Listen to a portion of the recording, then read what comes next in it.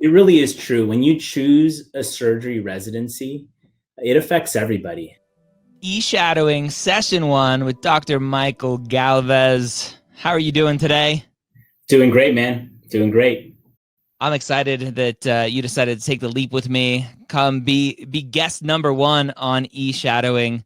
We have almost 1,600 people here live with us right now. So thank you for taking the time to educate them on your profession as a plastic and reconstructive surgeon, a hand surgeon, as part of that. So I appreciate you taking your time here. Why don't we give a little bit? I love asking this question, so I'm going to keep it here with this question. When did you realize you wanted to be a physician? When I could actually feel that it was possible. And that was when I transferred to Berkeley. I could feel that I was taking classes with other students that were also interested in medicine. And so in community college, I always had this doubt. But when I got to Berkeley, I was like, maybe I can actually do this. This is what I want to do. Nice. That's awesome. So as a plastic and reconstructive surgeon, talk to me about a day in the life. What does that look Sure. like? So yeah, and that's what I'm going to go through a little bit through the presentation is when you think of plastic surgeon, it's no one's fault, but you think of cosmetic plastic surgery. Thanks, Dr. Miami. That's Dr. Miami's fault. Yeah, exactly. Well, one of many. There's many different doctors. Some are doing great jobs. Some are very just a little bit flamboyant and showing off the fun side sometimes, but sometimes it can be a little over the top for sure. Yeah. Well, very cool. Well, I'm excited. You came super prepared, so I'm ready for you to just jump right in and go into your presentation. For the students watching this, this is obviously our first session. We have almost 1,700 people here right now. Let me just give a little bit of nuts and bolts of eShadowing and what that entails, just to kind of cover some bases here. So the eShadowing sessions are being recorded. Everyone gets a replay link tomorrow morning. Whether you attended live or not, you'll get a replay link as long as you registered. Both the live session and the replay session is checking attendance, and you have to be here at least 45 minutes combined live and or replay to get credit for the session. We'll also be sending out a quiz tomorrow morning with the replay link to be able to, you'll have to be able to pass the quiz, 4 out of 5 questions. It shouldn't be too hard. You can only take the quiz once. It's just an executive decision that I made. We're all pre-meds, or you're all pre-meds. Dr. Galvez and myself, we've been through this process. We're professional test takers. So one time for the test, and then when you're done with eShadowing, you don't want to come anymore. You want your certificate. We'll give you a certificate with all of those hours that you've accumulated. So we'll take care of you. If you go to eShadowing.com, that'll take you now to my main website instead of just the registration page. And there's a bunch of FAQ on there, and we'll update that as we get more questions. So nuts and bolts out of the way. Let's go ahead and jump in. Perfect. Thank you, everyone, for coming. I think this is an awesome opportunity to really share what people do besides going on YouTube and trying to find something that fits. I think it's great that you're finding real physicians that are in practice. And so I'm a plastic surgeon and I'm a hand surgeon. I love this picture because it shows the family member holding the child. It shows the child giving their hand to the hand surgeon who's thinking about, how can I make this better? How can I make this child's hand better? And so I'm a plastic and reconstructive surgeon. I'm also a hand surgeon. I'll speak about that a little later. And I focus on treating children with plastic surgery and hand problems. And I work at a hospital in the Central Valley. It's called Valley Children's. And this is just from a pamphlet I have, but I see a lot of different diagnoses that children can have, whether it's trauma, whether it's congenital, whether they're born with it, whether they've had injuries. And so those are one of the many things that I do. And so what is a plastic surgeon? And it's funny, I have a picture of a water bottle here because when I first met a plastic surgeon, I was shadowing actually, and I was holding a plastic bottle, and I asked the plastic surgeon, like plastic, like this plastic bottle. I just had no idea. I was like, are they making people's face out of plastic? Because it kind of looks like that. And so it that was my serious initial dumb question. But it's true, most people don't know. And so, when you think of plastic surgery, you think of shows like Botched, you think of Dr. Nazarian's show, Skin Decision. These are actual shows that are showing a little hint about what plastic surgery is about. And so these are newer generation shows, which I like how they show both the patient's perspective and things that can happen after. But these are really focused on cosmetic and aesthetic surgery. So what is a plastic surgeon? And plastic is derived from the Greek word plastikos, like silly putty. It's moldable. And so the history of plastic surgery, this is one of the first plastic surgeons, Dr. Tagliocazzi from Italy. And at the time, there were many patients that had nasal nose deformities. And so a way that he figured out to treat that deformity, which a lot of people at the time thought as an act of God, or maybe was working against an act of God, was by treating it, doing surgery. And what he did, and you can see just that little piece of tissue from the arm, he connected to the nose, and he let it stay there for about 3 weeks, and then divided that piece of tissue from the arm, and that tissue that was connected would survive. And so what do plastic surgeons treat? We treat patients from head to toe. It's really, these are things that we like to say as plastic surgeons, but we're a surgeon. What that means is other surgeons, cardiac surgeons, general surgeons, when they have a tough problem, they ask us, how can we help them? And we focus on not only the form of what things look like, but also the function. And so this is a stack of one of the main plastic surgery volumes from Nelligan, and it has many different subjects. And it's, just one of those subjects alone within plastic surgery, like one of those volumes is over 1,000 pages. And it's taller than me. This is a life-size model of me.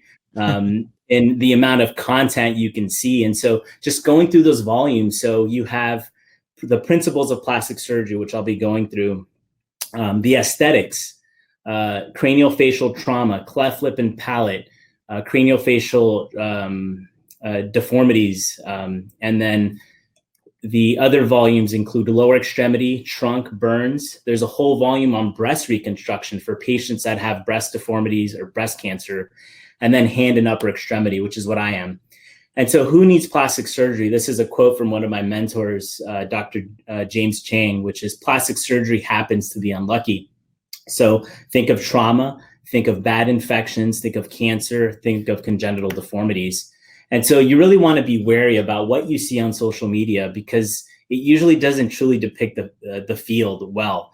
And yes, there's the aesthetic component, but it's really, I think sessions like this and seeing shadowing physicians in real life, way down the line in the future after this pandemic is really important. And that's why I think this is such a great opportunity. And so I'm going to transition about what it takes to be a plastic surgeon. This is my story. I say 30th grade because I did community college, Berkeley, 2 years of research, and then medical school and residency. And so I just have another this is going to be a really quick presentation on how do you become a plastic surgeon? Because it's also something that I get a lot of questions from mentees and how I got there. And so it's not easy. And no one ever said it was going to be easy. It's a surgical field. And so it requires a lot of dedication, and you definitely want to have a backup if this is a field that you want to pursue. And so shadowing, eShadowing, mentorship, it's amazing. And I'll go through this later, but even the plastic surgery residencies are taking on social media as a new generation of recruiting the next generation of their field. They're using social media. And so you want to figure out where you fit in, and to be a good doctor, it's not about just being a good surgeon and being skilled. You have to be able to communicate well with people. It's a huge responsibility to take that on, to even if you're doing aesthetic surgery, you're trying to make somebody look better than what they already look like, or you're trying to reconstruct somebody from an injury. So you want to have knowledge and the skill, obviously, as well. And if you want to do it, you can do it. And I mean that. Let me ask you a question that came in Yeah, of course. that I think is relevant to where we are right now. Yeah. And that's the fear around, like, am I good enough to literally cut someone open and put them back together? I think that is a common thing that any surgeon constantly struggles with, because whether you're a medical student, whether you're in training, whether you're actually in practice like myself, is you're trying to treat patients with really hard problems. And so by being well prepared, by being well trained, you can hopefully anticipate any problems that do come up. And I think it's always a question is, as soon as you make an incision, is, am I making this right incision? Is this going to be the right approach? And so you build that confidence over time. And a whole nother lecture would be on imposter syndrome, right? And as medical, I can tell you that any human with two hands as a hand surgeon can train how to use them to help people, to fix things, to be a carpenter, to be a surgeon. It's very doable. We have a lot, assuming that there isn't a huge functional deformity. But if you have the hands, and I'm going to talk about this at the end of the lecture, and you have the knowledge and the heart for it, you can really make a difference. So I think if you believe it and you shoot for it and you have mentorship and what I'm going to go through right now, I think it's possible.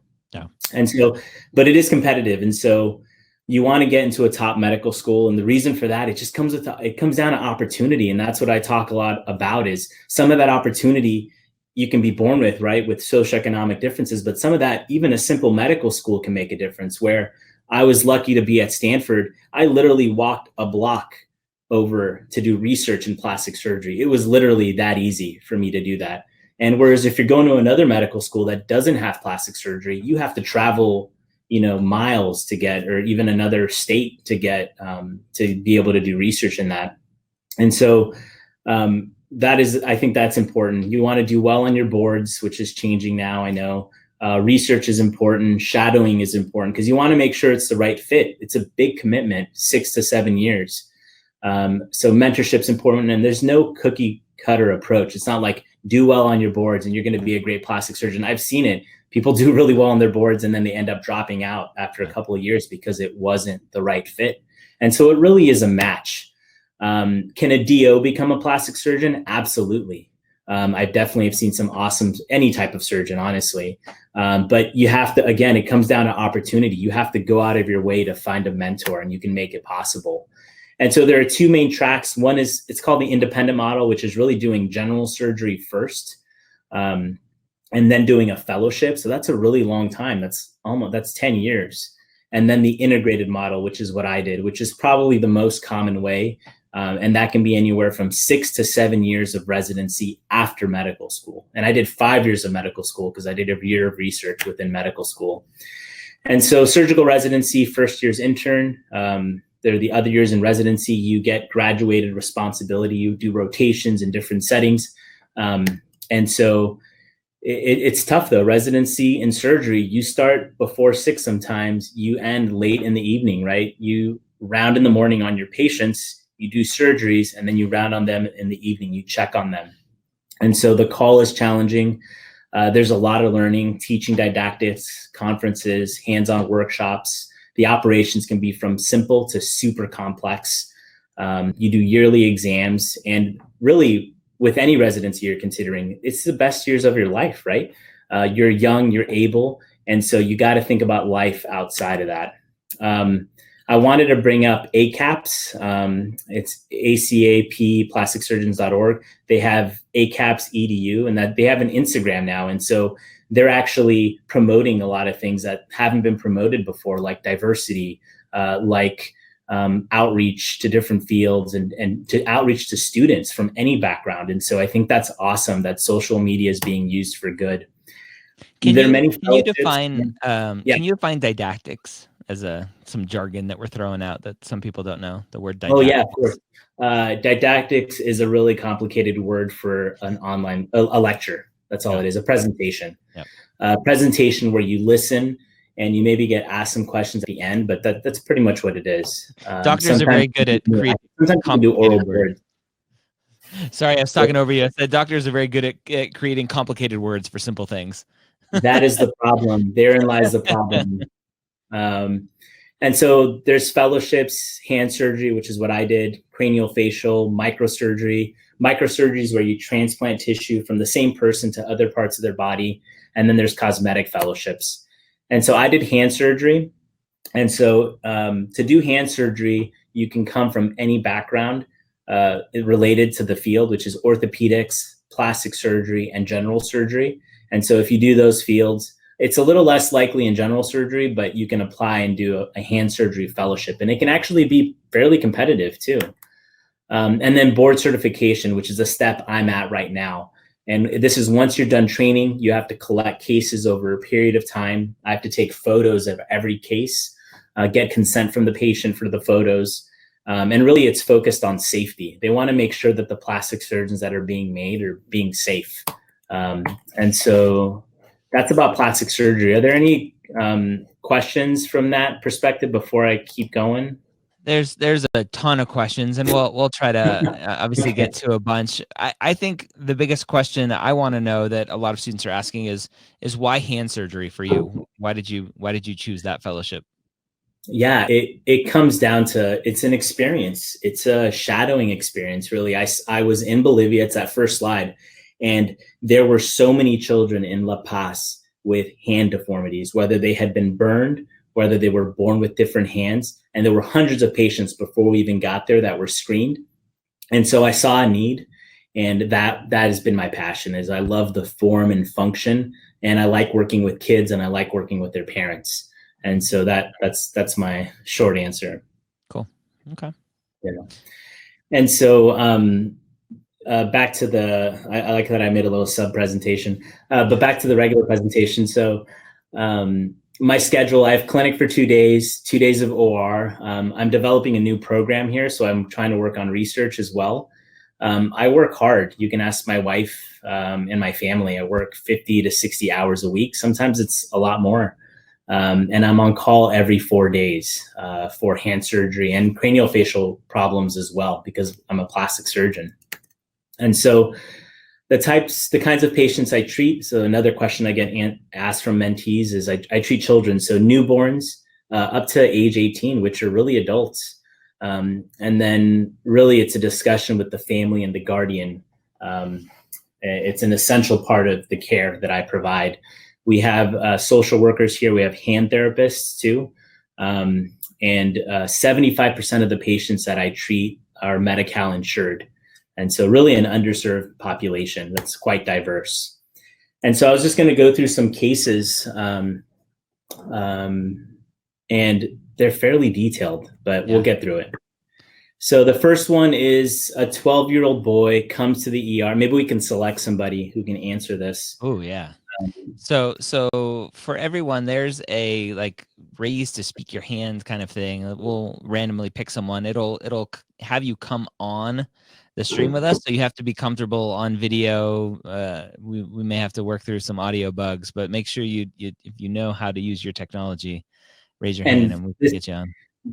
This is like a question, and there's no wrong answer, right? This is what I do and how I think, and so it's asking what you would do, and it's totally fine. Like I'm going to explain it anyways. So this is a 12-year-old boy who came into the ER. He was unrestrained, so he wasn't wearing a seatbelt. It was early in the morning. And it sounds like glass and part of the door actually went into his face. And so his face, the ER calls you and they're like, his face is just split open. And so what do you want to know first? Besides the problem at hand, what do you want to know about this patient, about this young boy?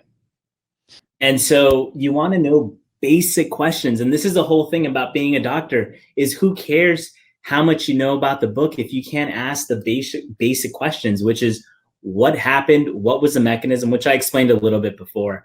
And he's got an open wound, but is this patient stable? Like it comes down to trauma and being in the ER. The ABCs, the airway, breathing, circulation. Are they breathing okay? Are there any airway issues? And then is the heart stable? And so those are important things. And so the patient has an open wound. You want to think about antibiotics. You want to know if a trauma surgeon has seen him. So you're a plastic surgeon, you're focused on the face, but a trauma surgeon is looking at this patient head to toe to make sure that there's no other serious injuries. Because the last thing you want to do is take a patient to the OR to fix their face and they have a huge internal bleeding, for example. That patient could die during the operation. And so this is what training is about. You want to be able to answer these questions. Does he have a head injury? Is his neck injured? You're going to be moving his head during the case. You better make sure he doesn't have a neck injury. You want to make sure his tetanus is up to date. And does he have any other medical problems that are relevant? And so those are kind of the basic initial questions you want to know. And so here's the kid. I blurred out a little bit of the gruesomeness, but he's got a laceration. I'll just describe the wound. He's got a laceration of the eyebrow, and he's got a deep laceration involving the sidewall of his nose and going down to his lip. And you can actually see inside of his nose through there, and you can see bone. And so that's his initial injury. Let me know if anyone else comes on. I can ask these questions. And so what do you want to examine on this child's face? And so when I see the patient, I'm going to examine his eyes, right? I want to make sure that he can open his eyes and it may be swollen, but that his vision's okay. I want to examine the wound. I want to examine the muscle structure of his eyebrows, if he can elevate them. I want to look inside of his nose to see if there's any bleeding in the septum. And then I want to get more imaging. I want to get a CT scan, which is what the answer is for the question. And so let me ask you a question real quick, because I know it's on a lot of students' mind. And do you ever get used to that sort of image, right? I think a lot of students who are new to this world, they see something like that, especially in a child, and they just have such a visceral reaction. And it makes you want to pull away, but obviously you have to go running towards it to help. Do you ever get used to that? Yeah, I think with time you do get very well used to it. It's especially with the amount of training that I've had with seeing traumas, is you're used to just bad injuries of the face. I've seen gunshot wounds to the face. Those are horrific. That one is really hard to get to ever get used to, because the patient will never have a normal face again. And so those patients, sometimes they require face transplants. And so, there are extensive injuries that, it's impossible to get fully used to. But for that, I have to be the one that comes in and talks to the mother and say, this is a bad injury. This is what the patient has. This is how we can treat this patient to get him closer to hopefully normal. But in some cases that may not be possible. And so that's a great question. So this patient has an open to air fracture of the craniofacial skeleton. You want to look at all the craniofacial skeleton. You want to make sure he doesn't have a fracture up here. You want to make sure he doesn't have significant fractures of the maxilla, of the zygoma, which is the cheekbones, of his mandible. And you can see here, I'll do a little arrow, but you can see that there's a big giant crack here and a displacement. This entire piece is inferiorly downward displaced and going into the orbital floor. And this is actually called the naso-orbital ethmoid fracture, an NOE fracture. And the classification where his fracture was so bad that the attachment of the eyelid was completely off. And so it actually looked like his eye was shifting over because the eyelid was off. It's called telecanthus. Wow. And so here's more pictures of the fractures. It's comminuted. Comminuted just means broken into several pieces. And so he was stable, didn't have any other injuries. This was isolated. And so can you talk about that type of CT scan, so the 3D reconstruction? Can you just explain to students what that is? Yeah, so these are fine cut CT scans, and actually in training you become very used to looking at it in specific planes, like taking a cut out of it in all three planes in 3 dimensions. And this is a 3D reconstruction of fine cuts of that CT scan. And you can actually rotate it, look it around. You can even 3D print it sometimes. It can help you with operative planning. It's cheating. But yeah, this is an important component. Old school surgeons must think this is just plain just straight cheating. Yeah, seriously. That's exactly right. And they've had CT scans for a long time, but yeah, they're like, if the fracture's off, just fix it, whereas it does help though with planning. You can figure out and see in your mind how you're going to fix it. And for me, I tend to draw a lot of what I do, specifically in the hand. Yeah. If I was drawing skulls all day, I'd run out of time. Cool. But no, that's a good question. And so the treatment options is a treatment option is to do nothing. But the problem with that is the orbit. So the eye sits in the orbit, and I'll go through the bony structure. But if there's more space in the orbit, the eye can actually sink off or move off to the side. And this patient also had that tendon from the eyelid that was torn. It's called the canthus. And if you didn't treat that, the patient would have a pretty significant deformity.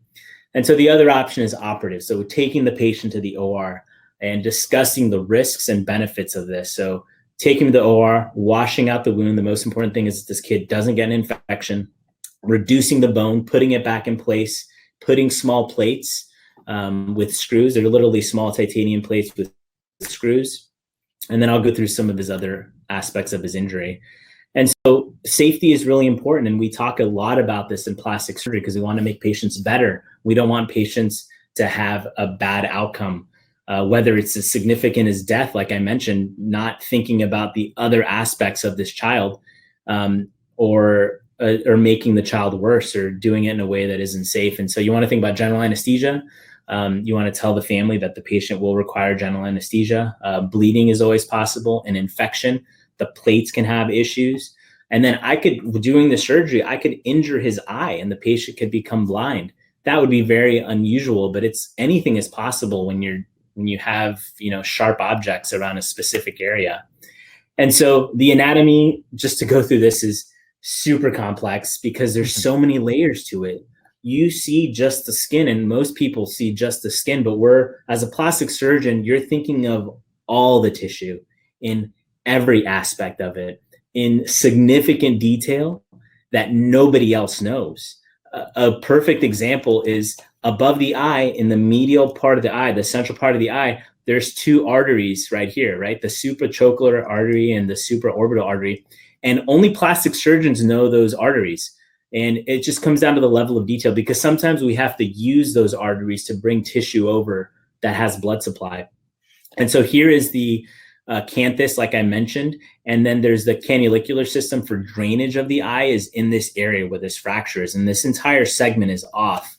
And I'm going to show some pictures. These are just all netters, right? So the laceration is going through here, going through some of these muscles. The most significant is the orbicularis oculi here, as well as the nasalis. So one of the muscles that kind of pushes the ala, that part of the nose.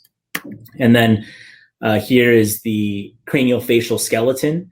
And you just think, oh, it's just the skull bone, right? But there's a lot of different just one bones. Bone. Yeah, just one big bone, like you see it at the Halloween store. Yeah. But between those bones are sutures. That's how the bone developed, and previously the bone would grow from some of these sutures. And so the orbit is really complex. There's seven bones in here that I have to think about.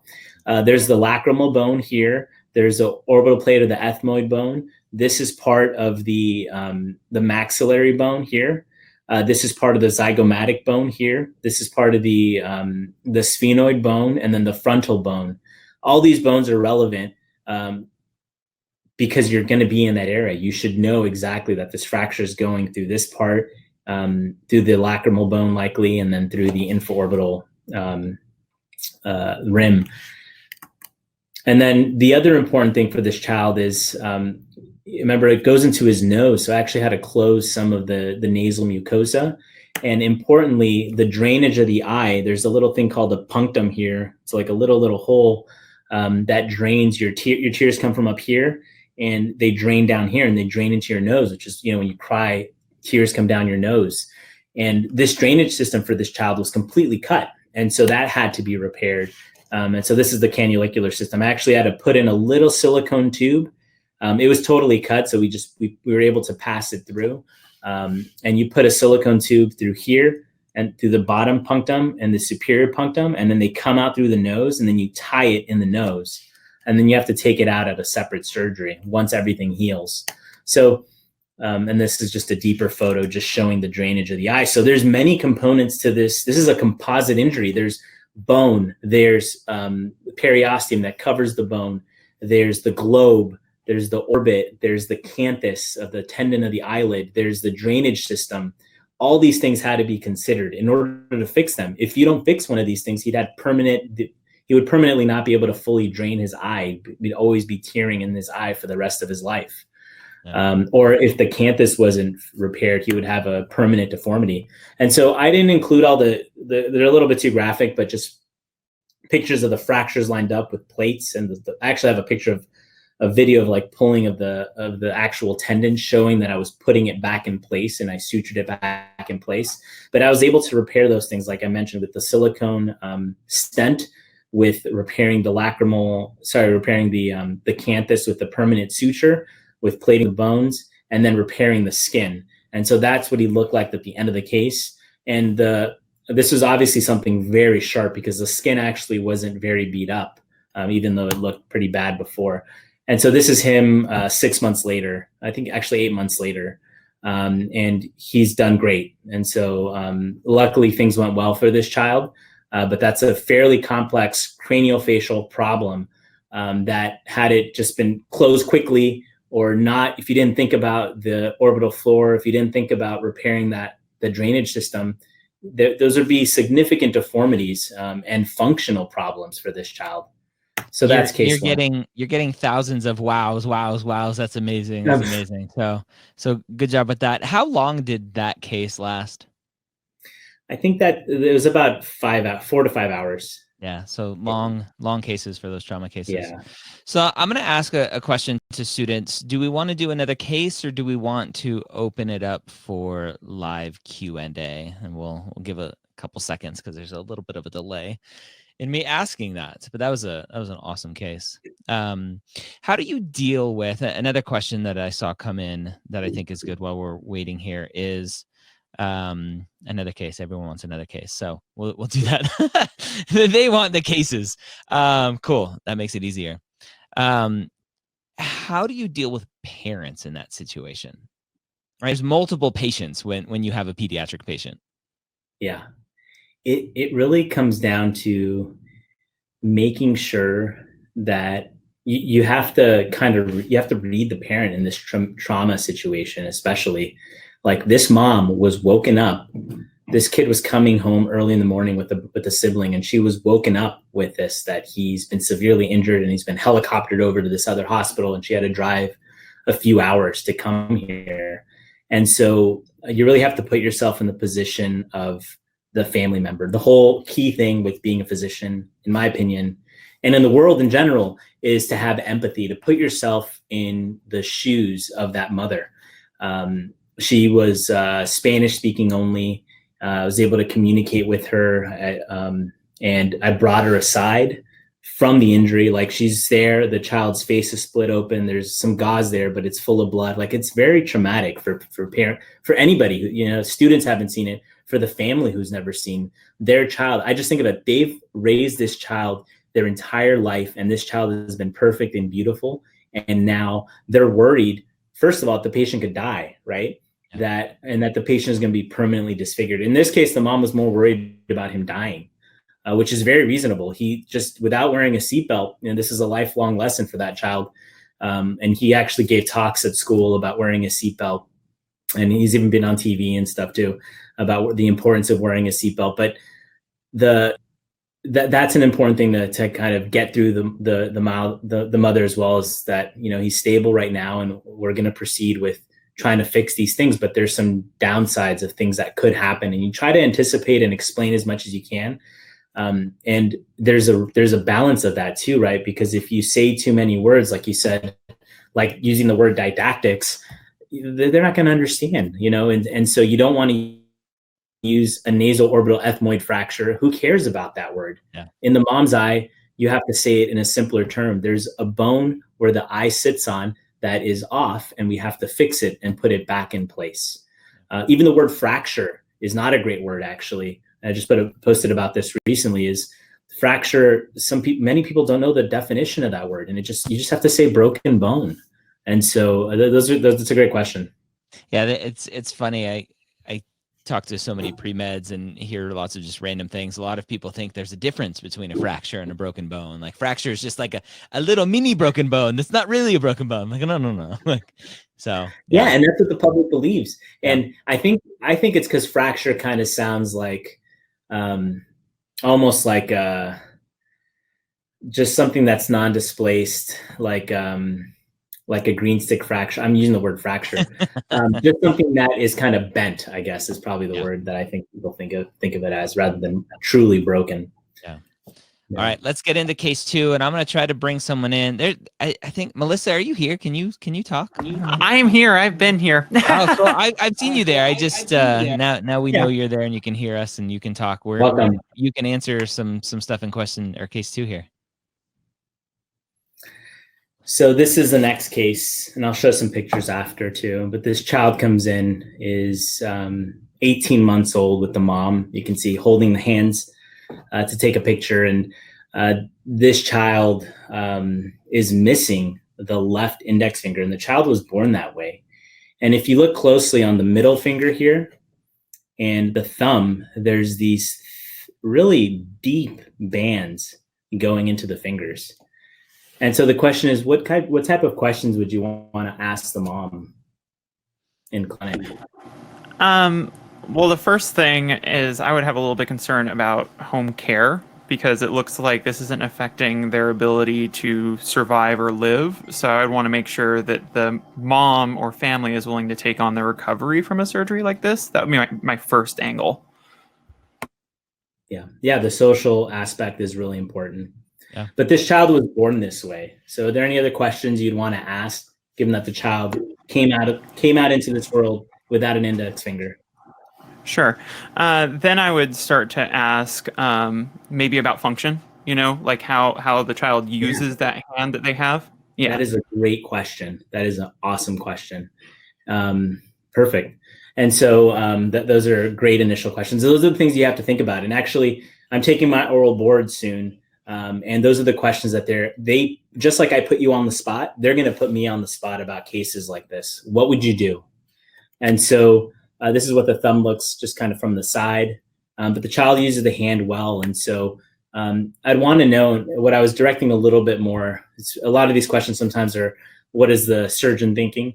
But were there any issues during the pregnancy? Is there any family history of congenital hand differences? And does the child have any other medical problems? And then the functional questions are absolutely important. And so this is the child's x-ray. And so if you look closely, there's an amputation at the level of the index proximal phalanx here. This is the proximal phalanx, the middle phalanx, and the distal phalanx. And if you look here in this band right here, look at the difference between this one on the middle finger and the ring finger. You can see that bone is being squished, right? And then in the thumb as well, it's harder to see, but yeah, it's like a tourniquet effect. That's exactly right. And so what this is, and this is hard to know, but what this is called, it's called amniotic band syndrome. And this is my terrible photo that I drew a couple of years ago of what amniotic band syndrome is. And I'm just going to talk a little bit about what we think it is, but a lot of things that we don't know. And Eric, you mentioned that this is really important, is physicians think we're very smart, right? We're really educated, but then this isn't that smart to have the same diagnosis and come up with over 30 names for it. Like that's not that bright. That's not a bright way to do things, because when you search for it, you won't, like if you're doing research, you won't find other people's research. And these are the things that happen in medicine and the challenges in medicine. And so the name, it's called many, many different things, but here we'll call it amniotic band syndrome. And so it's thought to be from amniotic bands in the development of the child, where it wraps around parts of the hand, the legs, even the face. Cleft lip is typically from other factors, but it can cause cleft type deformities. And it's thought that inner portion, the amnion, displaces off during pregnancy and somehow wraps around and causes an amputation and these constriction bands. And so the incidence is not that common. It's about 1 in 2,000 to 1 in 15,000. It's more common in African American. And 60% of patients can have an abnormal gestational history, which means something was different during the gestation, whether the child was premature or lower birth weight or some type of trauma. But not always. Sometimes it's completely random, and frequently with talking with the family, it's telling them that these are things we don't know. And so we don't think it's associated with genetics, but then I wrote here, but then there's been familial cases. So cases where maybe genetics is implied. It's been thought to be, it's not thought to be secondary to an infection. And usually there's multiple extremities that are affected. And so there are theories. We don't know. And that's what we have to tell families. I don't know what causes this. We don't know, but we think one is intrinsic, which is this wordy slide, which essentially says we think that there's something in development that causes it to amputated. But what I just explained to you was the extrinsic theory, where we think something wraps around and results in amputation. We have evidence for that which is scientific, where children have been born with tissue, amniotic tissue, wrapped around the fingers at birth. And sometimes some of the tissue can be acutely ischemic. Sorry, acutely means where right on the spot you see, and ischemic means where there's not enough blood supply, where you have to go in and do more emergent surgery on a newborn. And so there's no cases that are alike. Again, some illustrations and just a lot of words, which you can ignore, but a lot of differences where the thumbs are involved and the other fingers are involved, or the fingers are fused together. And so the treatment, one option is to do nothing, to observe. And this child is using his hand great. But you want to think about how you can individualize their treatment. And you can see in this child, there's a difference. That bone being squeezed, if we let this child continue to grow and that tissue is still compressed, that can actually cause a long-term difference. And the whole goal is to correct this before and to get to it earlier on, so that it doesn't become a worsening deformity. And that's another big thing in pediatric orthopedics, pediatric hand surgery, is you want to prevent worsening deformity. And so you wanted to discuss the risks and benefits and things that you can do. And so one treatment you can do is when you have a band that's tight, and this drawing will illustrate, but you can see this is called a Z-Plasty. This is a basic principle in plastic surgery.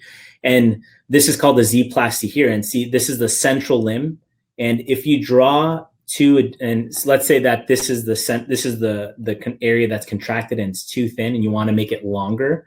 So if you draw two flaps, essentially, one here and then one down here at 60 degrees, you can incise it, which means cut it with just the skin, cut it with the blade, elevate those flaps, and then reverse them, flip them. So this one was down here before, right? You're going to flip it up here, and then this one, you're going to flip it down here. And you can see this kind of illustrating the one from above is going below and the one from below is going above. And so if you look at that central part here, it's now lengthened. And so this gives, and go to the next slide, they've done studies showing that if you do 60 degrees, it can increase the length by 75%. This is where math is important, right? As pre-med students, right? You have to be able to understand and think about these things, because these are real things you're doing on the human body to help. And so this is called a Z-Plasty. And I want to think about the underlying anatomy, the extensor tendons. I don't want to hurt them during the surgery. And so here is the band right here. You can see it's really tight here. Another important consideration is the band goes all the way around the thumb. But if I make cuts on all the way around the thumb, there's two blood vessels that are going to the thumb. What if I, again, with not doing any harm, what if I do flaps on this side and flaps on the other side, and I finish the operation like great, the flaps look great, and the finger doesn't have normal blood supply to it? That would be a disaster, right? If the child would need an amputation from your surgery. Yeah. And so those are things you want to think about. And explain to the family before. And you can see I marked out here the dotted line. You can see that I kind of erased it because I made the angle a little bit too long. So I corrected it during the surgery to make it closer to 60 degrees.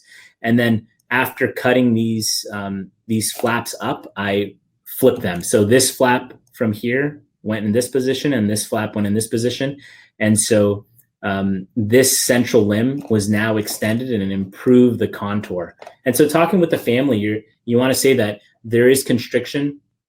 We can improve this, but the patient will have scars. But the hope is that as the child grows, the finger will be more normal and hopefully not have a worsening deformity. And so this is after the Z-Plasties were performed on both And then you got to think about what you do after, right? If you do this surgery and the child is up and playing and not taking care of it, which they won't, right? Because they're kids, you got to think ahead. And so typically these patients we cast.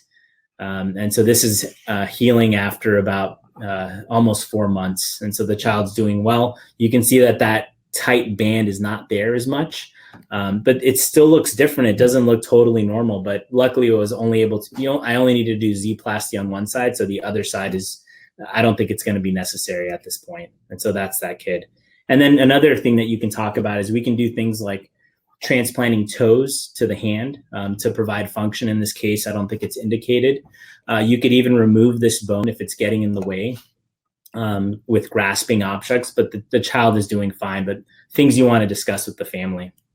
Let me ask you a question that a lot of people are asking, and knowing just the advances in intrauterine surgeries, how common is it to catch these amniotic bands on ultrasound, and has there been any advances in potentially going in and trying to fix it before the amputation takes place or the deformity takes place?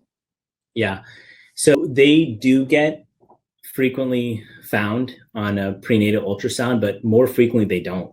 And so I frequently talk with family members where they're very frustrated, especially in this child. Yes, his index is gone, but there's some children that literally have, almost have like one digit essentially that's there. And so those families are particularly frustrated that it wasn't picked up before. My opinion is, even if by the time you pick it up, it's likely been there. You don't really know when it started wrapping and causing a deformity. I think if you see like a little dent, you potentially could go after it. But at the point where it's caused a deformity, it probably happened really early on, like when the embryo was fairly tiny.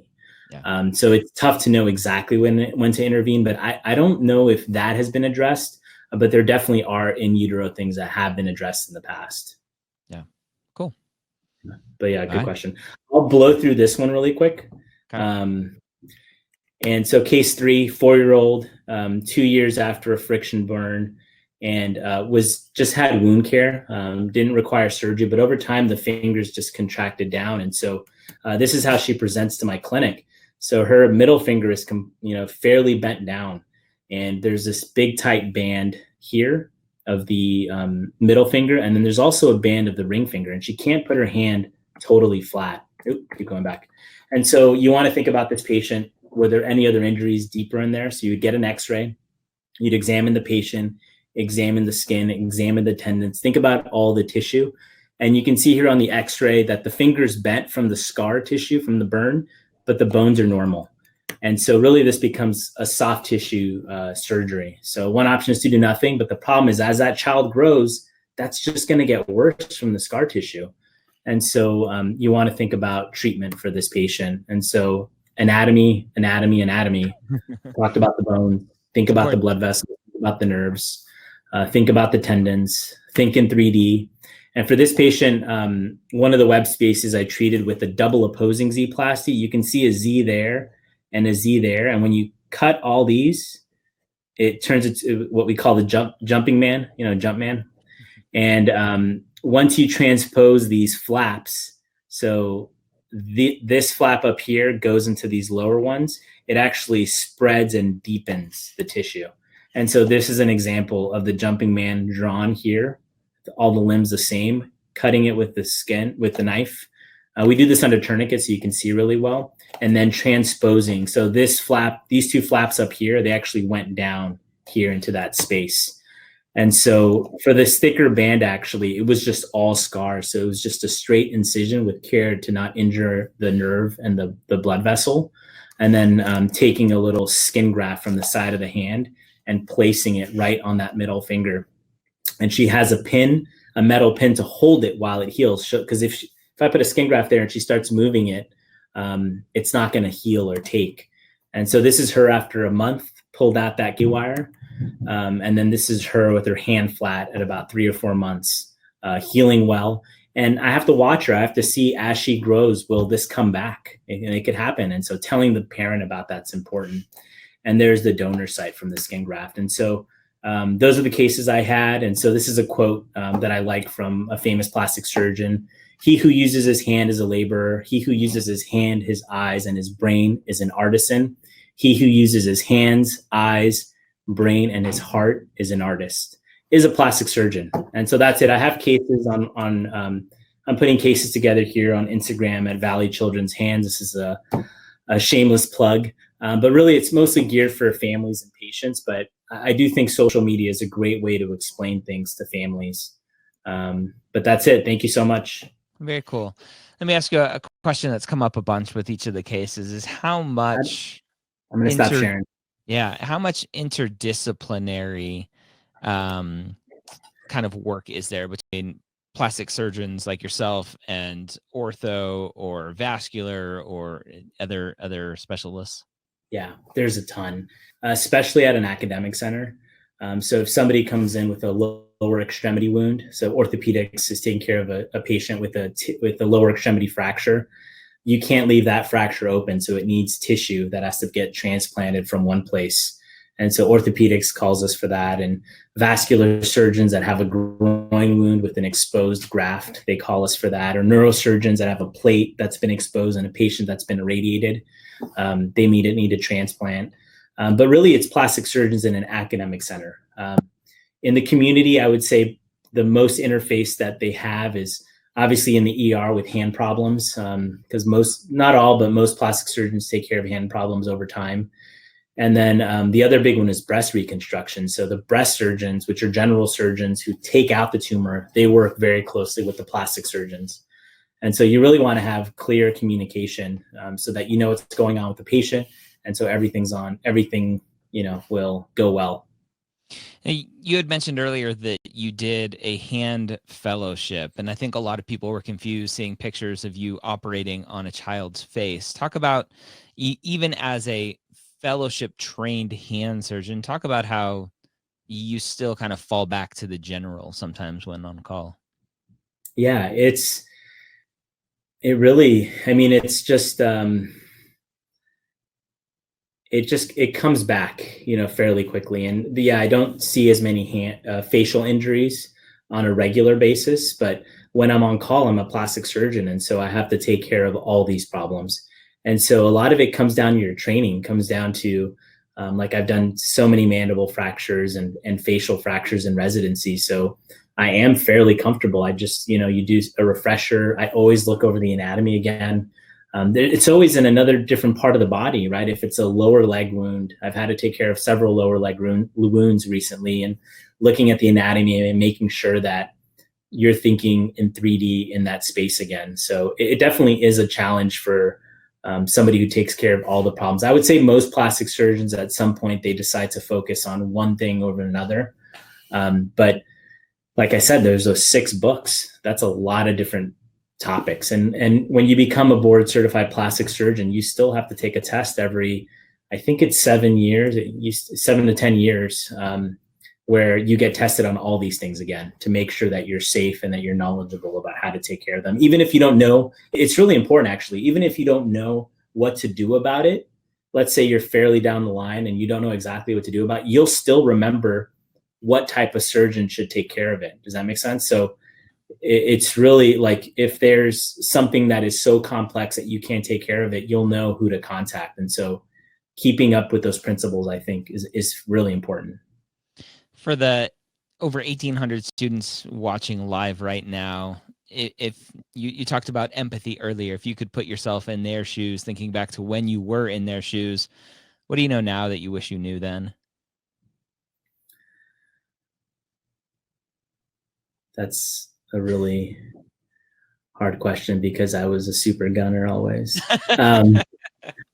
I didn't know everything. No, it's just, it really is true. When you choose a surgery residency, it affects everybody. Like, it affects your family, it affects your lifestyle, it affects even me. I have a young family, my wife who's at home right now with our 3 kids. My mom's there right now helping, but thank you even more for staying late and doing this with everyone. Yeah.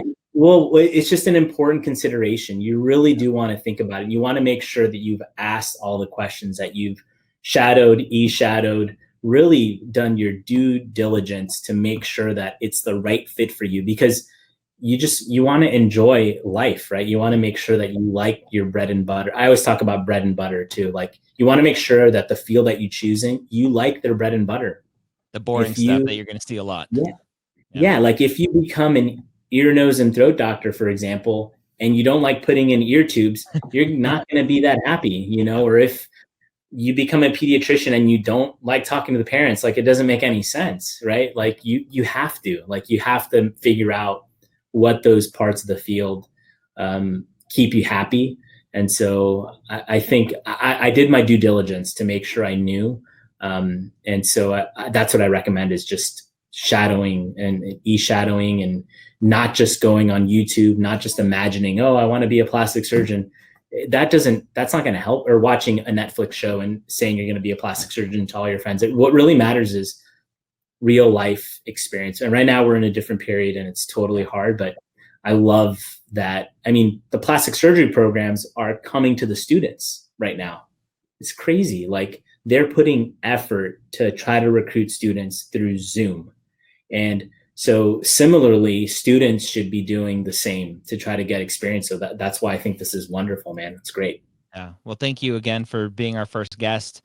I'll keep to the time so you can get back to your family. So if you need to head out, go ahead. I'll do a nuts and bolts discussion again and answer any kind of follow-up questions for people about eShadowing specifically. But Dr. Galvez, great first eShadowing session. Amazing cases. Hey, thanks for having me, man. Thank you so much. Good luck, everyone.